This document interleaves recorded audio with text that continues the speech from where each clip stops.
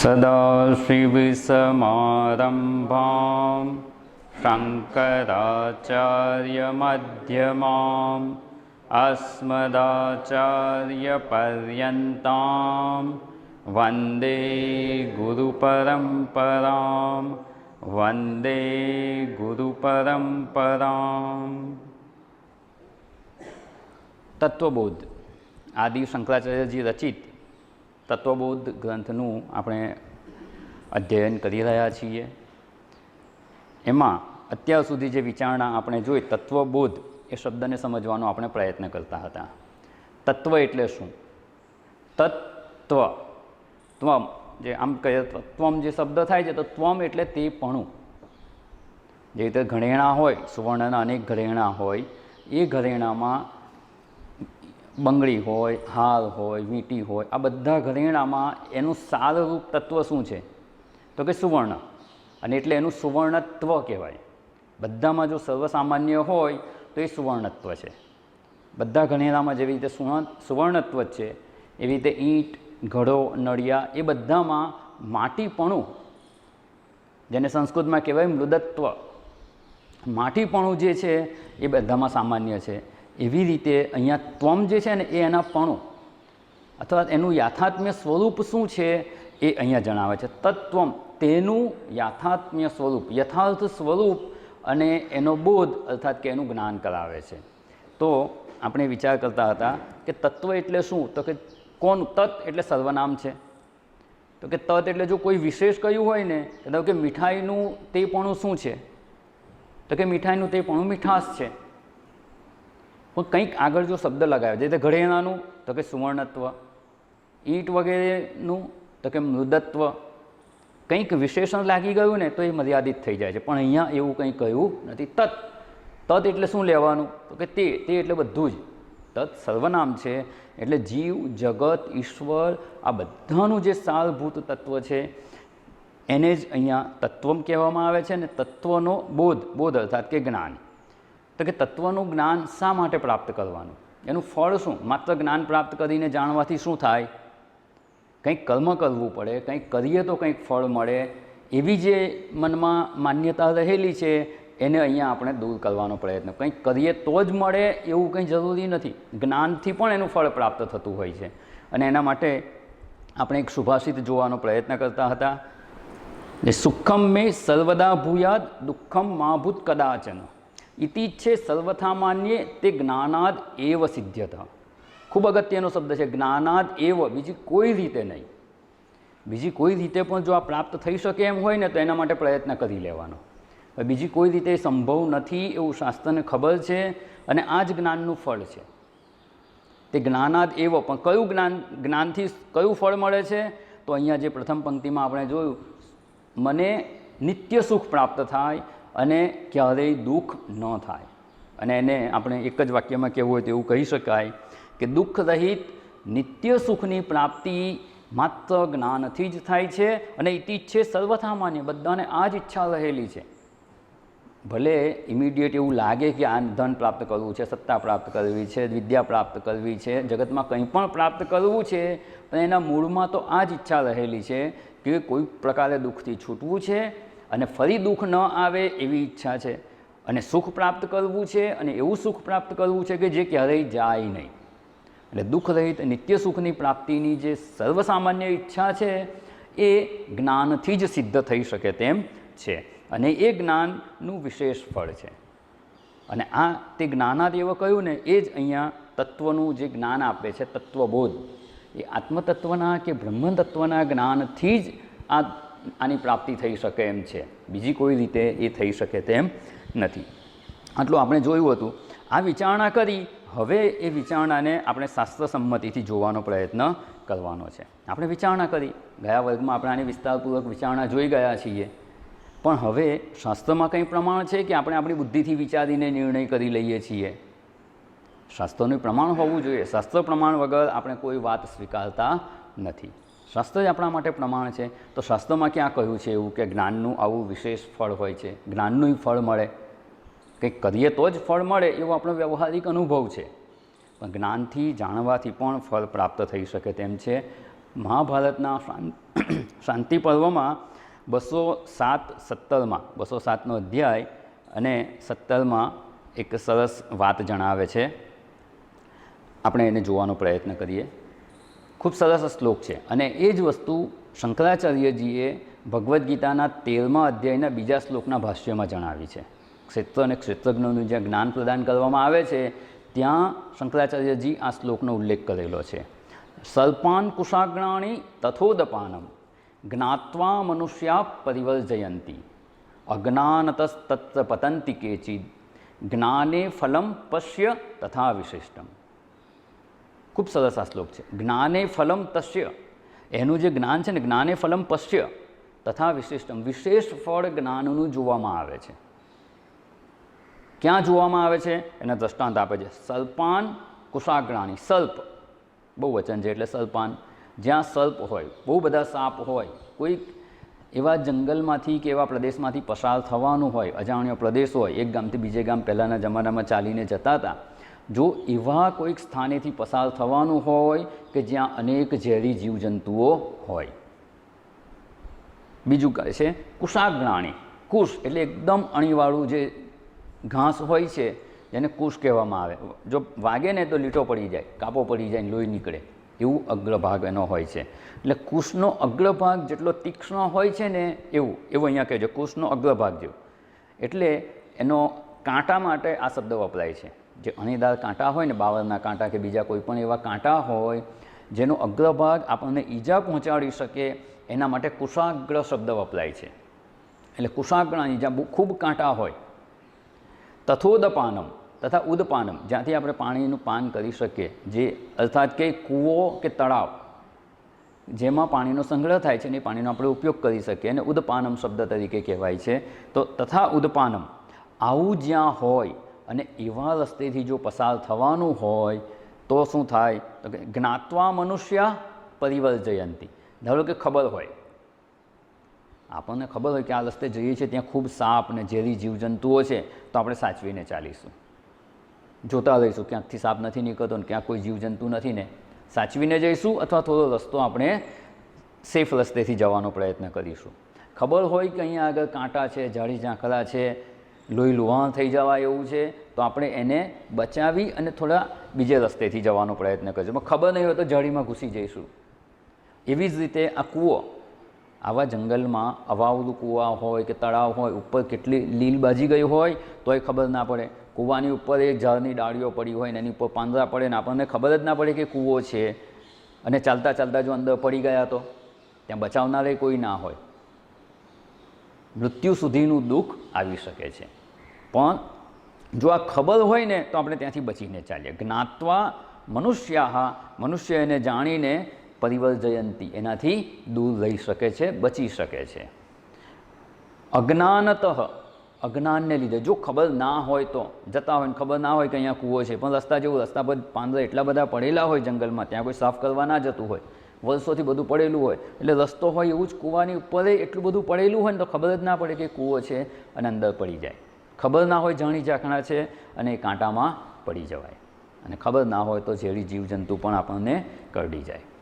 અજ્ઞાનતઃ તત્વ પતંતી કેચિત, કેટલાક લોકો જેને આ ખબર ના હોય ને એ લોકો આમાં પડે છે અને દુઃખી થાય છે. જ્ઞાને ફલમ પશ્ય, જ્ઞાનનું ફળ જુઓ, તથા વિશિષ્ટમ, આવું વિશેષ માત્ર જાણી લીધું ને કે અહીંયા કૂવો છે એટલે એમાં પડશો નહીં તમે. ખબર ના હોય તો પડી જવાય. એટલે આ બધા દુઃખોથી માણસ કેવી રીતે બચી જાય છે? તો ચાલવાનો પુરુષાર્થ તો એક સરખો છે. તમે કૂવાની ઉપરથી ચાલીને જવાનો પ્રયત્ન કરો અથવા સાઈડ પરથી જવાનો પ્રયત્ન કરો, ચાલવાનો પુરુષાર્થ એટલો જ છે. પણ તમે જાણો છો તો એ દુઃખથી તમે બચી જાઓ છો. એટલે જ્ઞાને ફલમ વિશિષ્ટમ પશ્ય, આ જ્ઞાનનું વિશેષ ફળ છે, અને એ જ્ઞાન નથી એ લોકો એમાં પડી અને દુઃખી થાય છે. બસ એવી જ રીતે આપણને વ્યવહારમાં પણ શું દુઃખી કરનાર છે અને શું સુખી કરનાર છે. જો ખબર હોય કે આ દુઃખી કરનાર છે તો આપણે એનાથી બચી જઈએ, પણ ખબર જ ના હોય તો એનાથી દુઃખી થતા હોઈએ છીએ. એટલે એનું જ્ઞાન માત્ર પ્રાપ્ત થઈ જાય કે આ વસ્તુ આવી છે, દુઃખ પ્રદાન કરનાર છે, તો એનાથી આપણે બચી જઈએ. ધારો કે રસોડામાં બહાર પ્લેટફોર્મ જેવું હોય ને ત્યાં આગળ એક તપેલી મૂકેલી છે. હવે જઈને તમે તપેલીને ઉચકવા ગયા અને શું થયું? દજી ગયા.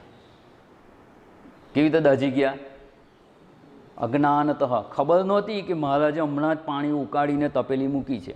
મૂકીને મહારાજ ગયા અને આપણે જઈને એને પકડી લીધી. શું થયું? આ કેમ થયું? અજ્ઞાનાત. ધારો કે એટલી ખબર પડી કે મહારાજ હમણાં ગયા છે, તો મહારાજ રસ્તામાં તમને ક્રોસ થયા અને કહે કે પેલી તપેલીમાં પાણી ઉકાળીને મૂકેલું છે, તો શું કરીશું? જ્ઞાત્વા. એ દુઃખથી આપણે બચી શકીએ. એટલે વ્યવહારમાં જેવી રીતે આ સામાન્ય ઉદાહરણમાં પણ આપણને સ્પષ્ટ જણાય છે કે આ ફળ શેનું છે? દાજવાથી બચી ગયા એ શેનું ફળ છે? તો કે જ્ઞાત્વા, જ્ઞાનનું ફળ છે. જ્ઞાનસ્ય વિશેષ ફલમ પશ્ય. જ્ઞાનનું વિશેષ ફળ આપણને વ્યવહારમાં પણ જણાય છે.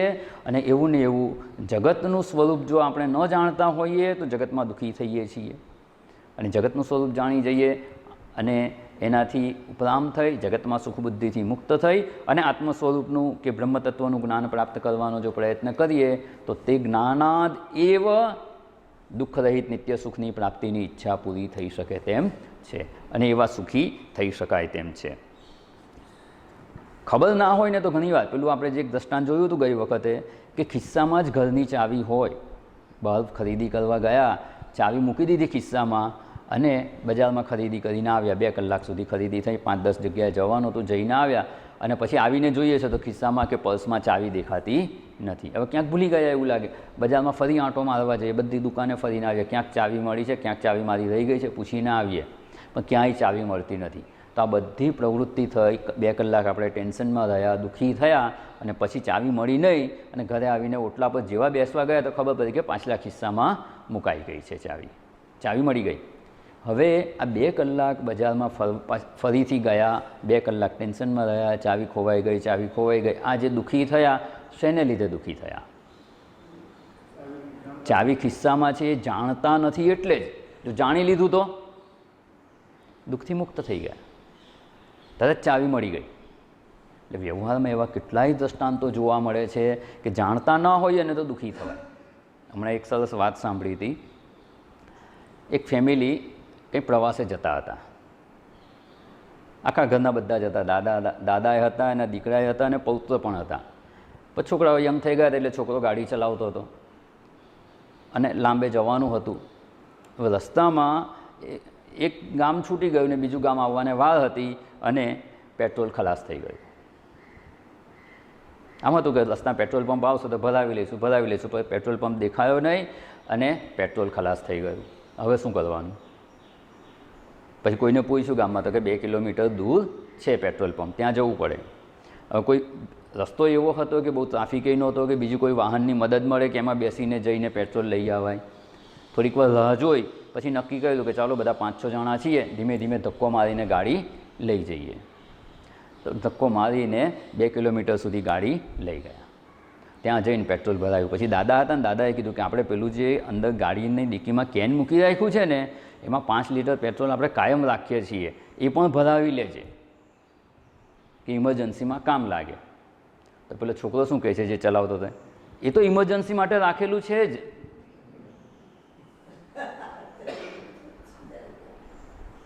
પછી હવે દાદાને ગુસ્સો આવે કે નહીં કે એમાં ઇમરજન્સી માટેનું રાખેલું પેટ્રોલ જો ગાડીની ડિક્કીમાં હતું જ તો એ વાપરવું જોઈએ. તો કે ના, એ તો ઇમરજન્સી માટે રાખ્યું છે. એને એકલાને જ ખબર હતી, બીજા કોઈને ખબર નહોતી. તો બધાએ 2 કિલોમીટર સુધી ગાડીને ધક્કો માર્યો. એ દુઃખ થયું એ શેને લીધે થયું? બીજા કોઈને ખબર જ નહોતી કે એમાં 5 લીટર પેટ્રોલ પડેલું જ છે. ધારો કે ખબર હોત તો આ દુઃખથી બચી ગયા હોત. એ જ્ઞાનનું વિશેષ. ખાલી એટલું ખબર જ હોત દાદાને કે ગાડીમાં જે ઇમરજન્સી માટે રાખેલું છે ને એ તો કેરબામાં છે જ 5 લીટર, તો તરત એને કહ્યું હોત કે એ નાખી દે. પણ એમને ખબર નહોતી એટલે અજ્ઞાનતઃ, અજ્ઞાનને લીધે જ આ દુઃખ સહન કરવું પડે છે. એવી જ રીતે આત્મતત્વનું જ્ઞાન ન હોય ત્યારે જ સંસારના દુઃખોથી દુઃખી થવાની સ્થિતિ પ્રાપ્ત થતી હોય છે. એટલે અહીંયા આ તત્વબોધ જે ગ્રંથની રચના કરે છે શંકરાચાર્યજી અને જ્યાં જે તત્વનું જ્ઞાન પ્રદાન કરવામાં આવે છે એ જ્ઞાન માત્રથી આપણે નિત્ય સુખની પ્રાપ્તિ કરી શકીએ તેમ છીએ. હવે આ જે બોધ છે એમાં આપણે શાસ્ત્ર પ્રમાણ જોયું કે જ્ઞાનથી જ આપણને ફળ પ્રાપ્ત થઈ શકે એમ છે, કંઈક કરીએ અને ફળ મળે એવું જ કંઈ દર વખતે જરૂરી હોતું નથી. એટલે એ જોયું. હવે જે બીજો પહેલો શબ્દ છે તત્વ, તત્વની આપણે વિચારણા કરી જોઈ. બધાનું જે સારભૂત તત્વ છે એની જ અહીંયા વાત છે, એ જ આત્મતત્વ છે. પણ તત્વનો એવો અર્થ આપણે કેવી રીતે કરીએ? શું સંસ્કૃત શબ્દોનો અર્થ આવડી ગયો, એનો અર્થ ગોઠવીને આપણે તત્વ એટલે બ્રહ્મતત્વ કે આત્મતત્વ એવો જ લઈએ, કે બીજું કંઈ પણ સંભવ છે? એમાંય કંઈ શાસ્ત્ર પ્રમાણ છે? શાસ્ત્ર પ્રમાણ હોય કે ના, તત્વ શબ્દ એ આત્મતત્વ માટે જ વપરાયો છે કે બ્રહ્મતત્વ માટે જ વપરાયો છે, એવું કેવી રીતે કહી શકાય? તત્ શબ્દ એના માટે જ વપરાયો છે ને તત્વમ એટલે બ્રહ્મનું યથાર્થ સ્વરૂપ એવું ક્યાં કહેવાયું છે? તો કે એના માટે ભગવદ્ ગીતામાં 2 અધ્યાયનો 16મો શ્લોક છે. શ્લોક ખૂબ પ્રચલિત છે. ના સતો વિદ્યતે ભાવ ના ભાવો વિદ્યતે સતઃ ઉભયોરપી દ્રષ્ટોંતઃ તું અનયો તત્વદર્શિભિ. ખૂબ સરસ શ્લોક છે.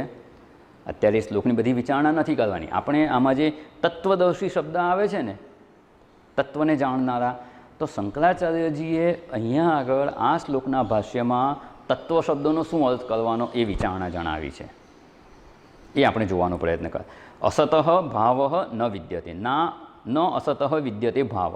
જે અસત છે ને એનો ક્યારેય ભાવ હોતો નથી. સતઃ અભાવ ન વિદ્યતે, સતનો ક્યારેય અભાવ થતો નથી. સત એટલે નિત્ય રહેવાવાળું, અસત એટલે ક્યારેય હોતું નથી. આ 2 વસ્તુ થઈ. જે સતનો ક્યારેય અભાવ નથી હોતો, જે અસત છે કે અનસ્તિત્વ છે એનું ક્યારેય અસ્તિત્વ હોતું નથી. આ 2 વસ્તુ થઈ. ઉભયોહો, આ બંને વસ્તુનો નિર્ણય કરેલો છે. ઉભયોહો દ્રષ્ટ અંતઃ, આનો નિર્ણય કે નિશ્ચય કરેલો છે. કોણે કરેલો છે? અનયોહો ઉભયોહો, આ બંનેનો દ્વિવચન છે કે સતનો ક્યારેય અભાવ નથી હોતો, અસતનો ક્યારેય ભાવ નથી હોતો. એનો તત્વદર્શીઓએ નિર્ણય કરેલો છે, નિશ્ચય કરેલો છે. ત્યાં તત્વદર્શી શબ્દ વપરાયો એટલે શંકરાચાર્યજીએ ત્યાં વ્યાખ્યા કરે છે. કેવું?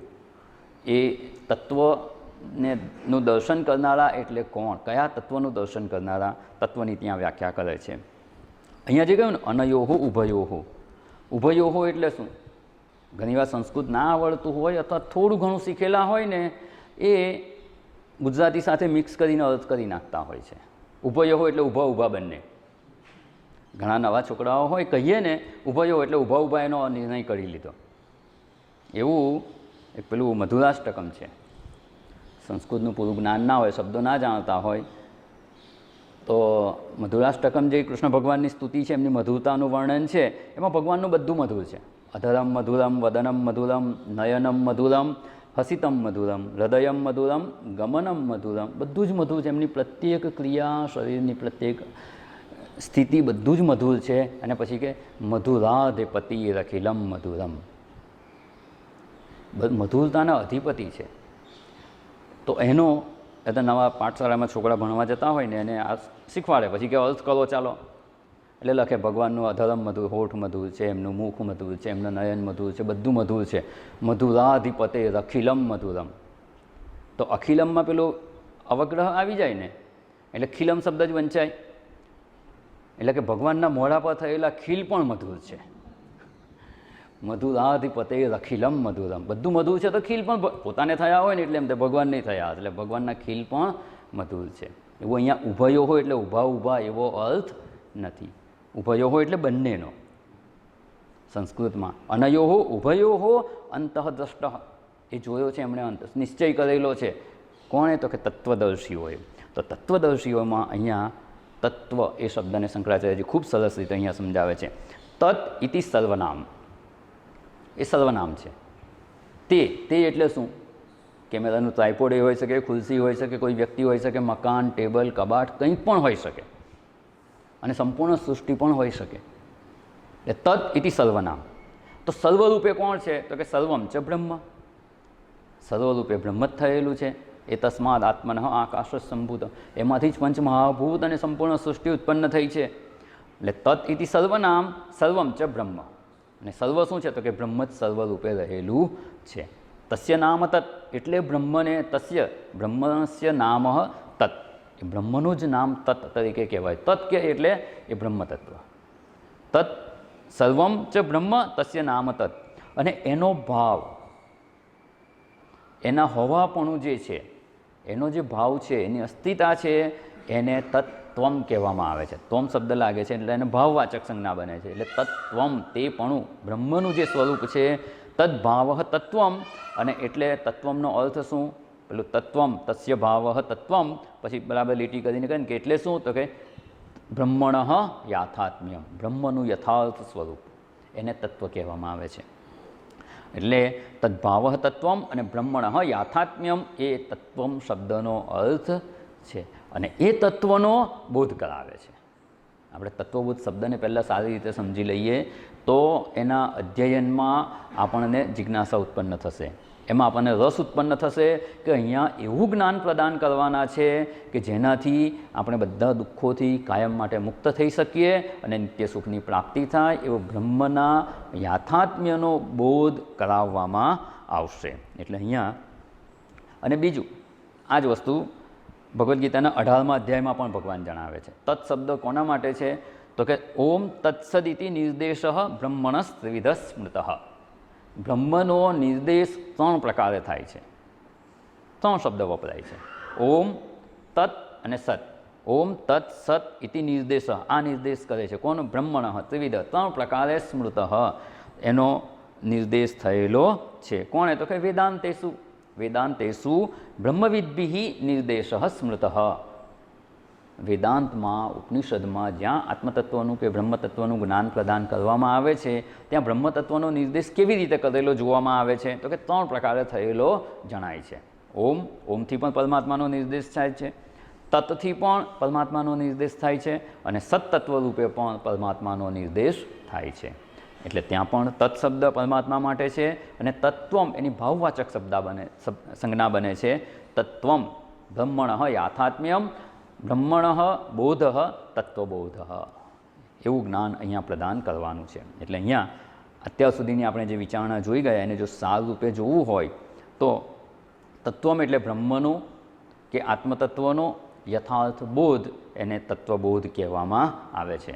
અને હવે જે આ ગ્રંથમાં આપણે પ્રવેશ કરવાનો છે એમાં ખૂબ સરળ શબ્દો છે, નાના નાના વાક્યોમાં ઉપદેશ આપવામાં આવે છે. શ્લોક કહીએ ને તો એક જ શ્લોક છે, જે મંગલાચરણોનો શ્લોક છે. આપણે પ્રારંભમાં આપણે એ શ્લોકનું ગાન કર્યું, એ મંગલાચરણોનો છે, એક જ શ્લોક છે, બાકી બધું પદ્ય છે. અને નાના નાના નાના વાક્યોમાં ખૂબ સરસ ઉપદેશ આપવામાં આવેલો છે. અને જો સાથે સાથે જ્યારે જે અધ્યયન કરીએ ને એ એક એક વાક્ય, નાના નાના વાક્યો જો મોઢે કરતા જઈશું ને તો આપણું અધ્યયન પૂરું થઈ જશે ને ત્યાં સુધીમાં આખો ગ્રંથ મોઢે થઈ ગયો હશે. આપણે કંઈ કોઈને બતાવવા માટે કે મને મોઢે થઈ ગયો છે એટલા માટે નથી કરવાનું મોઢે, પણ મોઢે હશે ને તો તમે હાલતા ચાલતા ગમે ત્યારે ક્યાંય તમે નદી કિનારે જઈને બેઠા હો અને એમ થાય કે હું જે અધ્યયન કરી ગયો અને મારે વિચાર કરવો છે, તો વિચાર કરવા માટે કંઈક તો સામગ્રી જોઈશે ને. એના માટે જો તમને મોઢે હશે, હૃદયસ્થ થયેલા હશે ને આ ગ્રંથના શબ્દો, તો તમે એના પર વિચાર કરી શકશો કે આમાં આત્મતત્વની વ્યાખ્યા કરી, પંચકોશનો વિવેક કરવામાં આવશે, અવસ્થાત્રયનો વિચાર કરવામાં આવશે. તે તમને શબ્દો ખબર હશે તો એના પરથી આપણે વિચારણા કરી શકીશું. એટલા માટે પણ એને મોઢે કરવાનો પ્રયત્ન કરવાનો. અને આમાં જે આખી કહીને વેદાંત શાસ્ત્રમાં જે પદ્ધતિએ ઉપદેશ આપવામાં આવે છે ને એનું આખું કંઈ સિલેબસ આપેલો છે. બધી જ વિચારણા આમાં કરેલી છે ટૂંકમાં અને સરળ શબ્દોમાં. પછી એવું લાગે કે આ વધારે અધ્યયન કરવા જેવું છે તો બીજા વિશેષ ગ્રંથો છે એનું અધ્યયન કરવાનું, પણ અહીંયા એક આપણને આખો સિલેબસ આપી દીધો છે. એકદમ અજ્ઞાની માણસ હોય જેને શાસ્ત્ર વિશે કંઈ ખબર નથી, પહેલી જ વાર જે અધ્યયન કરવા બેસે છે ને એને પણ આ ગ્રંથમાં સરળતાથી પ્રવેશ થઈ શકે તેમ છે. એવી સુંદર વિચારણા પ્રારંભ કરે છે અને બધી જ વિચારણા કરી એટલે જે શરૂઆત કરે છે ને એના માટે આ વિહંગાવલોકન છે. એમ કહે ને ક્યાંક જવું હોય, કંઈક યાત્રા કરવી હોય કે હિમાલયની યાત્રા કરવી હોય તો પહેલાં આપણે મેપ લઈને બેસીએ, અથવા કોઈ જાણકાર હોય એને પૂછી લે કે ભાઈ અહીંથી ક્યાં જવાનું, ક્યાંથી ક્યાં જવાનું, ત્યાં શું સગવડ હશે, કેવો રસ્તો છે, કેવી રીતે ટ્રેકિંગ કરવાનું, કેવી વ્યવસ્થા હશે, બધી માહિતી આપણે લઈ લઈએ. એટલે કે રૂટ મેપ પણ આપણને આપે છે. એટલે પહેલાં ખબર પડે કે આપણે આ રસ્તે જવાનું છે, ત્યાં આવવું છે, એવી માહિતી પણ મળી જાય. જે આ યાત્રામાં અધવચ્ચે છે, યાત્રા કરી જ રહ્યા છીએ, અધ્યાત્મ માર્ગે પ્રયત્ન કરી રહ્યા છીએ, એને પોતાને ખબર પડે કે હું ક્યાં છું યાત્રામાં, કેટલે પહોંચ્યા છીએ આપણે, અને હવે આગળ ક્યાં જવાનું છે, આગળની આપણી યાત્રા કેવી હશે, એની પણ વિચારણા છે. અને જેનું અધ્યયન થઈ ગયું છે ને, ધારો કે પ્રસ્થાનત્રયનું પદ્ધતિસરનું જેણે અધ્યયન કરી લીધું, એના માટે એવું કહેવાય કે સિંહાવલોકન છે. સિંહનું એવું હોય, ચાલતો હોય ને પછી આમ પાછળ ફરીને જોવું કેટલું ચાલ્યા આપણે, કયા રસ્તે ચાલીને આવ્યા, તો એ પણ અહીંયા વિચારણા થઈ જાય. ભણી લીધા પછી ખબર પડે કે આખી અધ્યાત્મ યાત્રાનો પથ અહીંયા દર્શાવવામાં આવેલો છે. તો મુખ્ય જે વિચારણા અહીંયા કરવામાં આવી છે, એક તો પહેલાં મંગલાચરણ છે, ગુરુને ઈશ્વરને વંદન કરવામાં આવે છે. પછી જે આ વેદાંતમાં સીધું પ્રવેશ કરતા હોય એને પહેલી જ વિચારણા આવે અનુબંધ ચતુષ્ટય. જે ગ્રંથ વિશેના 4 પાસા આપણે સમજવા જોઈએ એની વિચારણા છે. અધિકારી, વિષય, સંબંધ અને પ્રયોજન. વિસ્તારપૂર્વક વિચારણા આવવાની છે. અત્યારે ખાલી આપણે એમ કહીએ ને સિલેબસ જોઈ લઈએ કે આ ગ્રંથમાં આટલું આપણે અધ્યયન કરવાનું છે. તો અહીંયા મંગલાચરણ છે, પછી અનુબંધ ચતુષ્ટય છે, પછી એમાં જે અધિકારી છે તો અધિકારીનું નિરૂપણ છે કે અધિકારી કેવો હોવો જોઈએ. તો સાધન ચતુષ્ટય સંપત્તિની વિચારણા અહીંયા કરવામાં આવી છે કે 4 સાધનથી યુક્ત હોવો જોઈએ.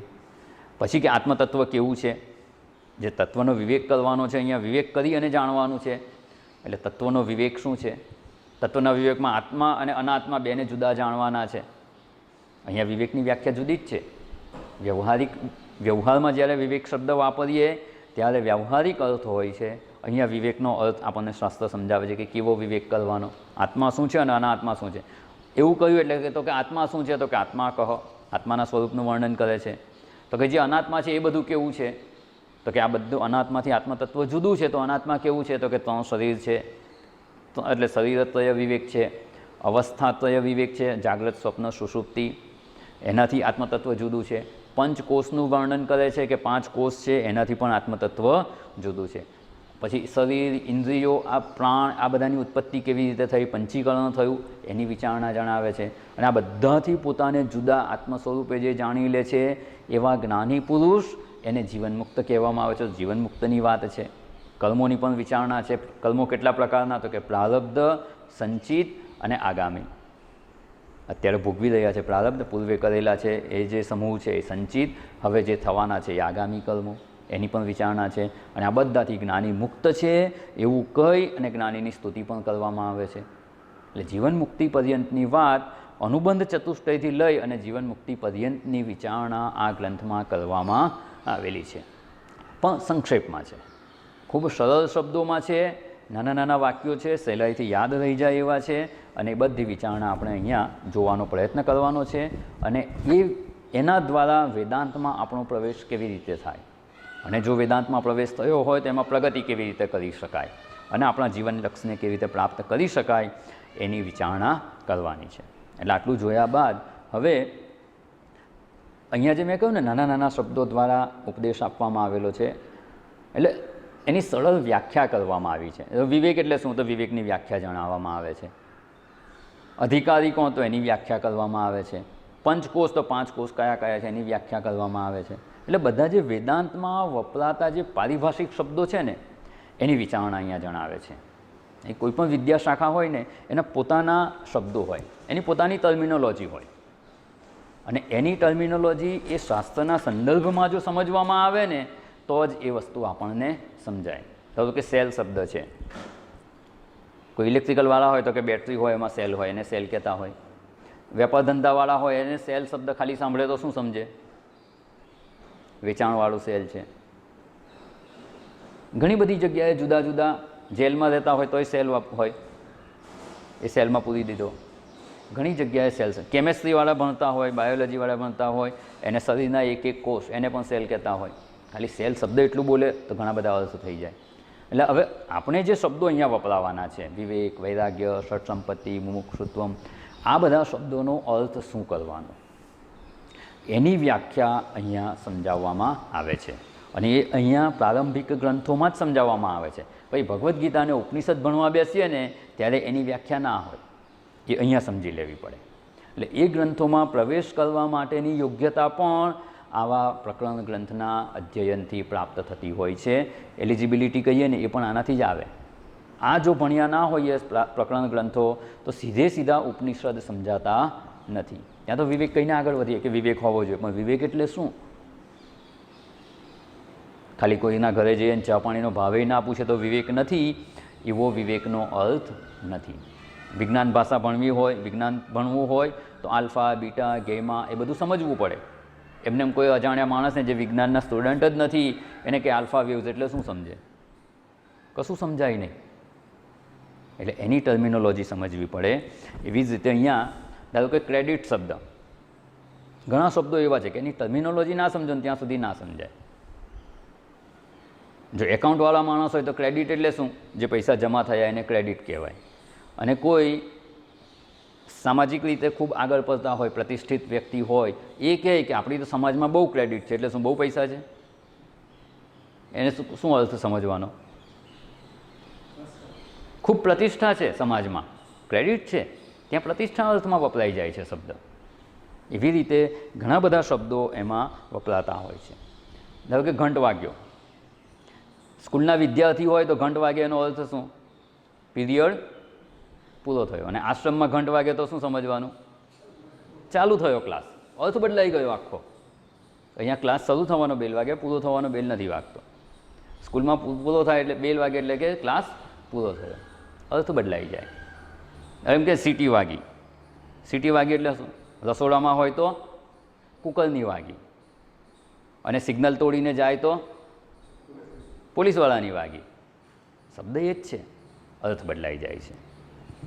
એવી રીતે પીએમ કરવાનું છે અથવા પીએમ શબ્દ છે, પીએમનો અર્થ શું સમજવાનો? આજકાલ શું પીએમ કહીએ એટલે શું? પીએમ મોદી, પહેલો શબ્દ એ સમજાય. પછી ધારો કે કોઈ ડૉક્ટર હોય તો પોસ્ટમોર્ટમ.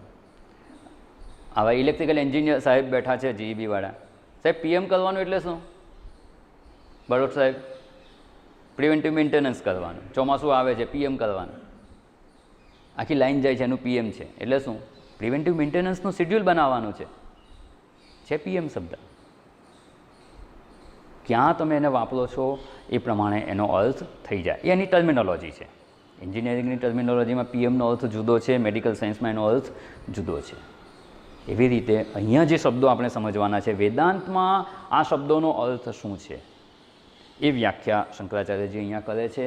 અને એ વ્યાખ્યા જો સાચા અર્થમાં સમજ્યા હોઈશું ને તો આગળના જે ગ્રંથો છે, ભગવદ્ ગીતા, ઉપનિષદ, બ્રહ્મસૂત્ર, જે પ્રસ્થાનત્રયના 3 પ્રસ્થાન કહેવાય છે, એ સરળતાથી આપણે સમજી શકીશું. પણ આની સ્પષ્ટતા નહીં હોય ને તો પેલું બધા 5 વાર ભણીશું ને તો એ કંઈ પલ્લે પડશે નહીં. જે અર્થ મનમાં ગ્રહણ થવો જોઈએ ને એ અર્થ જ ગ્રહણ નહીં થાય. ભણી તો લઈશું, અધ્યયન કરી લઈશું, વાંચી લઈશું, સત્સંગ શ્રવણ કરી લઈશું, પણ જે અર્થની સ્પષ્ટતા આવવી જોઈએ ને એ નહીં થાય. એટલા માટે અહીંયા આ પાયાનો ગ્રંથ છે અને એ વસ્તુ આપણે સમજવાનો પ્રયત્ન કરવાનો છે કે વેદાંતના પારિભાષિક શબ્દો અહીંયા કયા અર્થમાં સમજાવવામાં આવે છે. હવે જે અહીંયા કહેવામાં કે વેદાંત, આપણે વેદાંતનું અધ્યયન કરીએ છીએ ને, વેદાંત એટલે શું?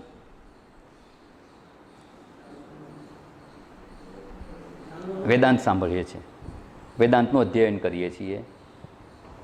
વેદાંત એટલે શું? કોને વેદાંત કહેવાય? જ્ઞાનનો ઉપદેશ આપવામાં આવે, જ્ઞાનનો અંતિમ ઉપદેશ. પછી જ્ઞાનનો નિષ્કર્ષ. એ અર્થ કેવી રીતે કર્યો? વેદાંત એટલે જ્ઞાનનો નિષ્કર્ષ કેવી રીતે અર્થ નીકળે છે? હા, અહીંયા જે વેદાંત શબ્દ છે ને એનો થોડો અર્થ આપણે વિસ્તારપૂર્વક સમજી લઈએ, પછી એ ગ્રંથમાં આપણે વિચારણામાં આગળ વધીશું. પછી એની વિચારણા કરવાની આવશ્યકતા નથી, પણ અત્યારે આ વેદાંતનો ગ્રંથ છે અને એને પ્રકરણ ગ્રંથ કહેવાય છે, જ્યાં વેદાંતના સિદ્ધાંતનું જ નિરૂપણ કરવામાં આવે છે, પણ અમુક પાસાને લઈને નિરૂપણ કરવામાં આવે છે, તો એને પ્રકરણ ગ્રંથ કહેવાય. કોઈક એક પ્રકરણનો વિચાર કરવામાં આવે, એક કે અમુક પ્રકરણનો વિચાર કરવામાં આવે, પણ એ વેદાંતને અનુરૂપ હોય.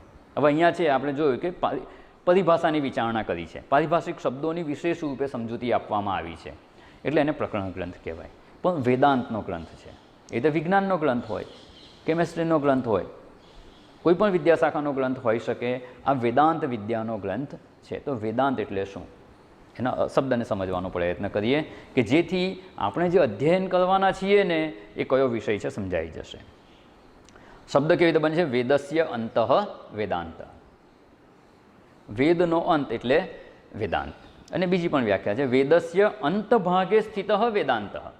વેદોમાં પહેલાં પૂર્વ વિભાગ છે, જે કર્મકાંડ વિભાગ છે, જ્યાં કર્મોની વિચારણા કરવામાં આવી છે કે આ કર્મો કરીશું તો આ ફળ મળશે, આ ફળ જોઈતું હોય તો આ કર્મ કરો. જ્ઞાત સાધન અને અજ્ઞાત સાધ્ય, જ્ઞાત સાધ્ય અજ્ઞાત સાધન અને અજ્ઞાત સાધ્ય અને અજ્ઞાત સાધન, આ ત્રણ પ્રકારનો એનો આપણે પછી વિષય આવશે ત્યારે વિચારણા કરીશું. બધા જ પ્રકારના કર્મોને, જેમાં આપણને કર્મ ખબર છે કે આ કરીએ કયું ફળ મળશે ખબર નથી, તો એનું વર્ણન છે કે આ કર્મ કરશો તો આ ફળ મળશે. આપણે આ ફળ જોઈએ છે, કયું કર્મ કરવાનું ખબર નથી, તો અજ્ઞાત સાધ્ય, એના માટે જ્ઞાત સાધ્ય આ ફળ જોઈએ છે તો એના માટે કયું સાધન છે એ પણ શાસ્ત્ર નિર્દેશ કરે છે. કેટલાક એવા છે કર્મો કે જે સાધન પણ અજ્ઞાત છે અને સાધ્ય પણ અજ્ઞાત છે. એ શાસ્ત્રથી જ ખબર પડે કે આવું ફળ હોઈ શકે. સ્વતંત્ર બુદ્ધિથી સ્વર્ગની કલ્પના ના થઈ શકે, ક્યાંક તો સાંભળ્યું હશે તો જ સ્વર્ગ છે એવી કલ્પના થાય. તો સ્વર્ગ છે સાધ્યની વાત કરી અને એના માટે કયું કર્મ કરવાનું એની પણ વિચારણા શાસ્ત્ર જણાવે છે. એટલે અજ્ઞાત સાધ્ય અજ્ઞાત સાધન બંનેની વિચારણા છે. જે વ્યક્તિને આપણા સાહિત્યનો બિલકુલ પરિચય જ નથી, એવા કોઈક સ્થાનમાં રહે છે દુનિયાના કોઈક છેડે, એને સ્વર્ગ શું એવી કલ્પના જ ના આવે, પોતાની બુદ્ધિથી ના આવી શકે. ક્યાંક શ્રવણ કરેલું હોય, વાંચ્યું હોય તો જ એ કલ્પના આવી શકે. એટલે શાસ્ત્ર જ એ સાધ્યનો નિર્દેશ કરે છે અને એ જ સાધનનો પણ નિર્દેશ કરે છે. આ બધી વિચારણા વેદના પૂર્વ ભાગમાં કે પ્રારંભના ભાગમાં વિચારણા આવી ગઈ. વેદનો મોટો ભાગ આ જ વિચારણા કરાવે છે. કર્મ અને ઉપાસના વિભાગ જે છે, કર્મકાંડ યજ્ઞ યાગાદી, આની વિચારણા કરવામાં આવે છે. અને અંત ભાગમાં જે પછી આ બધાથી ઉપરામ થઈ ગયા છે, જે આપણે પૂર્વે જોઈ ગયા ને, ધર્મ અર્થ અને કામ, આ ત્રણ પુરુષાર્થની મર્યાદા જાણી અને એનાથી ઉપરામ થયા છે, એવા લોકો માટે વેદના અંત ભાગમાં ઉપનિષદોનું વર્ણન છે. ઉપનિષદો તે વેદના અંત ભાગમાં આવેલા છે. એટલે વેદસ્ય અંતભાગે સ્થિત વેદાંત, એ વ્યાખ્યા બરાબર છે, એ પણ સમજાય છે. પણ આ વેદસ્ય અંતઃને એને થોડોક સમજવો પડે. અંત એટલે શું? અંત એટલે છેડો સામાન્ય રીતે. હવે જો દ્રષ્ટાંત લઈને સમજવાનો પ્રયત્ન કરીએ તો એમ કહેવાય કે આ દિવસ છે, અત્યારે આ દિવસ પૂરો થશે એટલે શું થશે? સાંજ પડશે એટલે શું કહેવાશે? દિવસનો અંત આવી ગયો. પછી શું આવશે? રાત આવશે. દિવસનો અંત એટલે શું? રાત. રાતનો અંત થશે એટલે શું આવશે? દિવસ આવશે. એટલે દિવસનો અંત એટલે રાત, રાતનો અંત એટલે દિવસ. એવી રીતે આપણે ભૂમિ પર ચાલી રહ્યા છીએ, ચાલતા ચાલતા ચાલતા આપણે ચાલતા જોડો ક્યાં પહોંચશો? ચાલી ચાલીને ક્યાંક જશો ને, ક્યાંક તો જમીનનો છેડો આવશે ને ત્યાં શું હશે? સમુદ્ર હશે. ગમે તે દિશામાં ચાલો, ક્યાંક ને ક્યાંક તો આવશે. જમીનનો છેડો આવે ત્યાં સમુદ્ર આવે. અને સમુદ્રમાં તમે જાઓ આગળ, વાહન લઈને નીકળ્યા, સમુદ્રના સામે કિનારે જશો ત્યાં શું હશે? જમીન હશે. જમીનનો છેડો પાણી કે સમુદ્ર, ને સમુદ્રનો છેડો આવે ત્યાં શું હોય? જમીન. તો વેદ એટલે શું છે? આમ તો વિદ ધાતુ છે. વિદ ધાતુ એટલે જ્ઞાન. વિદનો અર્થ છે જ્ઞાન માટે વપરાય છે. અને જ્યાં જ્ઞાનનું નિરૂપણ છે તે વેદ કહેવાય. એટલે વેદ એટલે જ્ઞાન, અને વેદનો અંત એટલે જ્ઞાનનો અંત. એટલે દિવસનો અંત રાત, રાતનો અંત દિવસ, જમીનનો અંત પાણી, પાણીનો અંત જમીન. તો વેદ એટલે જ્ઞાન, જ્ઞાનનો અંત એટલે શું થઈ જશે? જ્ઞાન પૂરું થઈ ગયું એટલે અજ્ઞાન આવી ગયું. અજ્ઞાનનો અંત એટલે જ્ઞાનનો અંત એટલે દ્રષ્ટાંત પ્રમાણે તો એવું જ ને. એ નિષ્કર્ષ કયા નિષ્કર્ષ પર આપણે પહોંચીએ છીએ? જ્ઞાનનો અંત એટલે શું? જમીનનો અંત એટલે શું? હવે જમીન રહી નથી. તો વેદનો અંત એટલે શું? જ્ઞાનનો અંત આવી ગયો, હવે જ્ઞાન રહ્યું નથી. શું એવો અર્થ છે? જો આપણી સ્વતંત્ર બુદ્ધિથી વિચારણા કરીએ ને તો આપણી બુદ્ધિ કે તર્ક આપણને ગમે ત્યાં લઈ જઈ શકે છે. આપણે તર્કનો ઉપયોગ કરીએ છીએ, તર્ક બધો જ આપણી વિચારણા છે, પણ એ તર્ક શાસ્ત્રને અનુરૂપ હોવો જોઈએ. જો સ્વતંત્ર રીતે તર્ક કરવા જઈએ ને કે બુદ્ધિપૂર્વક વિચારણા કરવા જઈએ ને તો એ આપણને આપણા નિશ્ચિત લક્ષ્ય સુધી લઈ જાય નહીં, સાચા જ્ઞાનમાં એ લઈ જાય નહીં. એટલે અહીંયા આપણે અંત શબ્દોનો અર્થ વિચારવો પડે. જે આપણી બુદ્ધિથી વિચારીએ છીએ એ પ્રમાણે તો આ જ અર્થ થાય, પણ વાસ્તવમાં અંત શબ્દનો કંઈક વિશેષ અર્થ છે. અને એ અંત શબ્દનો અર્થ છે નિશ્ચય. એ કેવી રીતે થાય છે એ આપણે સમજવાનો પ્રયત્ન કરીએ. કંઈક ચર્ચા વિચારણા ચાલતી હતી, જેવું કિરીટભાઈએ કહ્યું કે જે કંઈ વિચારણા કરતા હતા પછી છેલ્લે એમ થાય કે ચાલો હવે આનો અંત લાવો. એટલે શું,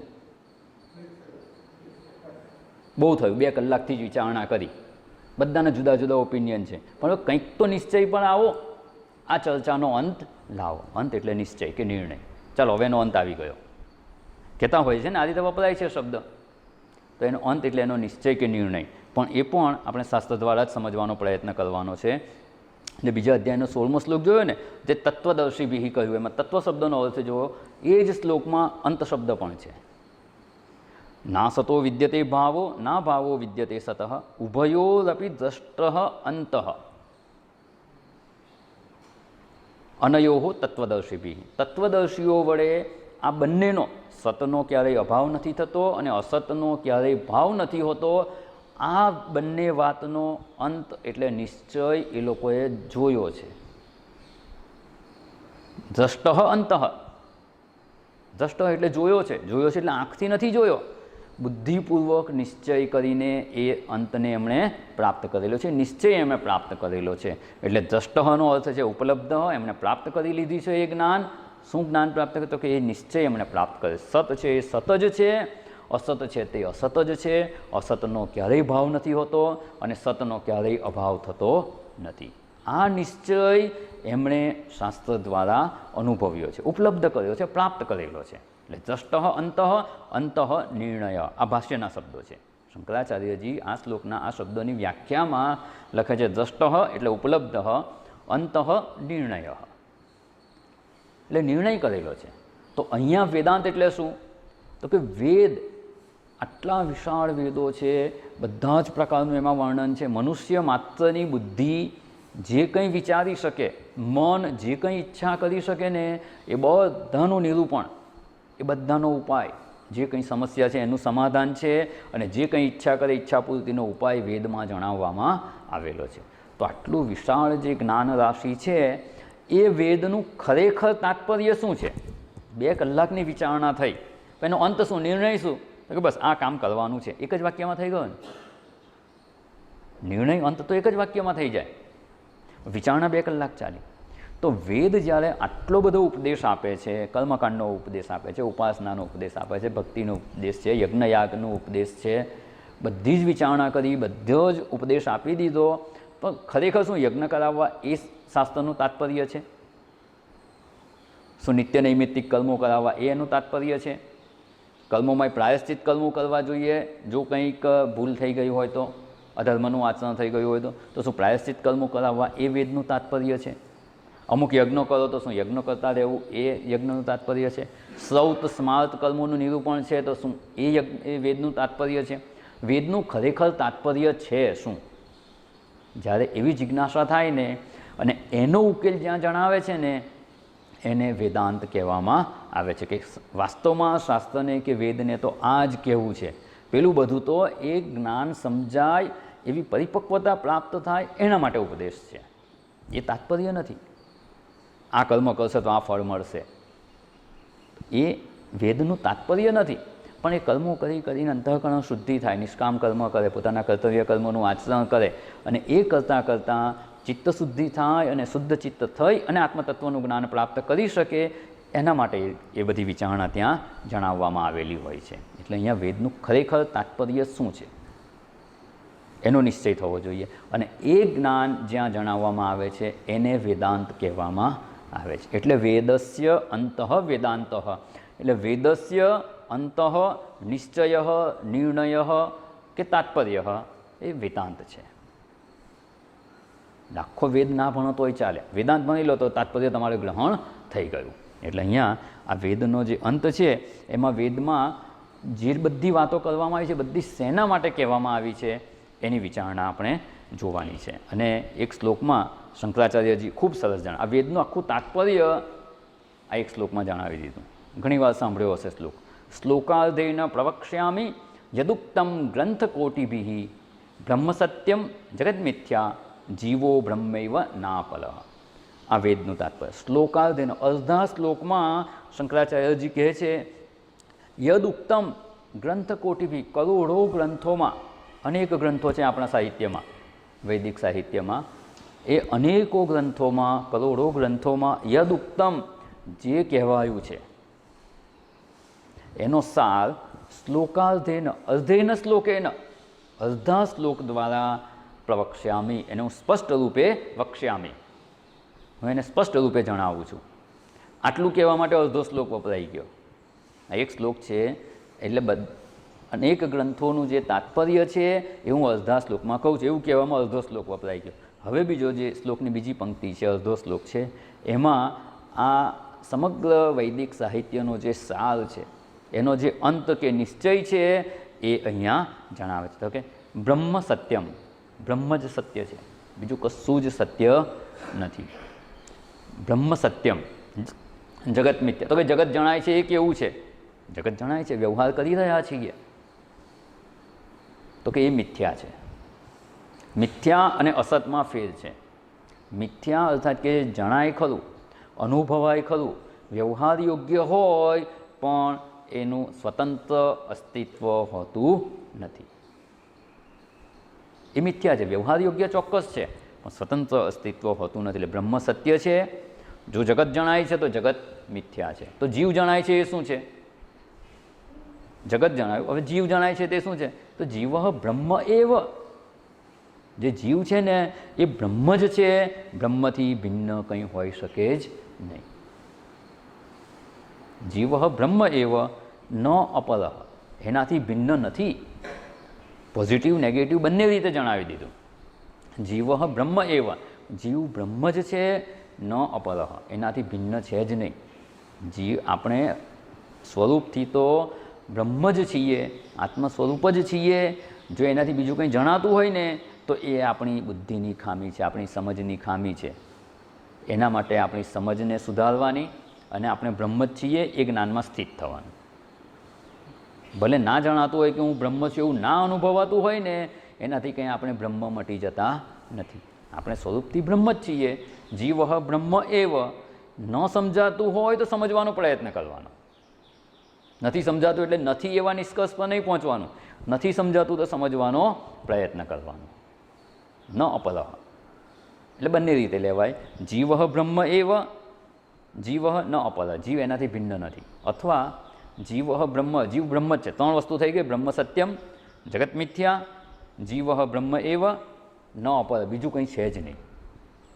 બ્રહ્મ સિવાય બીજું કંઈ છે જ નહીં. ન અપર, અપર એટલે અન્ય, બીજું કંઈ છે જ નહીં. બ્રહ્મ જ જગત રૂપે જણાઈ રહ્યું છે, કારણ કે જગત મિથ્યા છે. મિથ્યા છે, સર્પ મિથ્યા છે, તો દોરી જ સર્પ રૂપે જણાઈ રહી છે. જ્યારે સર્પને જોઈએ છીએ ને, એટલે આછા ઉજાસમાં જ્યારે દોરીમાં સર્પ જણાતો હોય એ સર્પની વાત છે. સાચો સર્પ હોય એની વાત નથી. એટલે રજ્જુ સર્પ કહેવાય, રજ્જુમાં જણાતો સર્પ. જ્યારે રજ્જુ સર્પ જણાઈ રહ્યો છે ત્યારે, જ્યારે સર્પ જણાય છે ત્યારે પણ દોરી જ છે. તમે જેને જોઈ રહ્યા છો એ દોરી જ છે. માત્ર આપણી ખોટી સમજને લીધે સાપ રૂપે જોઈ રહ્યા છીએ. સાપ છે જ નહીં. જ્યારે સાપ જણાય છે ત્યારે પણ નથી. દોરીને જ જોઈ રહ્યા છીએ પણ દોરી રૂપે નથી જોતા, સાપ રૂપે જોઈએ છીએ. ત્યારે ત્યાં શાસ્ત્ર કહે છે કે રજ્જુ એવ ન અપર, બીજું કંઈ છે જ નહીં. કોઈ સાપ જેવું કશું ત્યાં છે જ નહીં. છતાં જો તમને જણાતું હોય તો એ સમજની ભૂલ છે, એને દૂર કરો અને દોરીને જોવાનો પ્રયત્ન કરો. જીવ બ્રહ્મ એવ ન અપર, એનાથી ભિન્ન કંઈ છે જ નહીં. જેને આપણે સંસારી જીવ માની રહ્યા છીએ, હું સંસારી છું, કરતા છું, ભોગતા છું, કર્મો કરું છું, કર્મોનું ફળ મારે ભોગવવાનું, આ જન્મે ના ભોગવાય રહે તો પુનર્જન્મ થાય, જન્મ મરણનું ચક્ર જે ચાલતું રહે છે, પોતાને સંસારી માનીએ છીએ. એ પોતાને સંસારી માનવામાં આવે છે એ જીવ વાસ્તવમાં બ્રહ્મ જ છે, બ્રહ્મથી ભિન્ન છે જ નહીં. આ વેદાંતનું તાત્પર્ય છે. અને આ વેદાંતનું તાત્પર્ય ગ્રહણ કરવા માટે આ ગ્રંથમાં વિચારણા કરવામાં આવશે. અને બધા ગ્રંથો, બધા વેદાંતના ગ્રંથોમાં આ જ તાત્પર્ય છે. પણ બધા આપણે અધ્યયન કરી શકીએ, ઉચ્ચ ગ્રંથોનું પણ અધ્યયન કરીને સમજી શકીએ. એના માટે એને અનુરૂપ જે પરિભાષા કે શબ્દો સમજવાના છે ને, એની વિચારણા અહીંયા કરવામાં આવવાની છે. એટલે અહીંયા આ ગ્રંથમાં પ્રવેશ વિચારણા આપણે જોઈ. તત્વનો બોધ એટલે શું, તત્વ એટલે શું, એની પણ વિસ્તારપૂર્વક આપણે વિચારણા કરી જોઈ. અને શાસ્ત્રનું પ્રમાણ લઈને પણ વિચારણા. બોધ એટલે જ્ઞાન, જ્ઞાનનું વિશેષ ફળ હોય છે. વ્યવહારિક દૃષ્ટાંત પણ જોયા. અને શાસ્ત્રનું પ્રમાણ પણ જોયું. અને આ વેદાંતનો ગ્રંથ છે, તો વેદાંત એટલે શું એની પણ આપણે વિચારણા જોઈ. અને હવે આપણે ગ્રંથમાં પ્રવેશ કરવાનો છે, અને એમાં જે પહેલો જ શ્લોક છે મંગલાચરણનો શ્લોક, એના ઉપર આપણે વિચારણા કરવાની છે. અને મંગલાચરણ એટલે શું ને બધું આપણે આજે સમય થઈ ગયો છે, કાલે પુનઃ મળીશું ત્યારે આપણે મંગલાચરણથી આ ગ્રંથનો પ્રારંભ કરીશું. ઓમ પૂર્ણમદ પૂર્ણમિદં પૂર્ણાત પૂર્ણમુદચ્યતે પૂર્ણસ્ય પૂર્ણમાદાય પૂર્ણમેવાવશિષ્યતે. ઓમ શાંતિ શાંતિ શાંતિ. હરિ ઓમ. શ્રી ગુરુભ્યો નમઃ. હરિ ઓમ.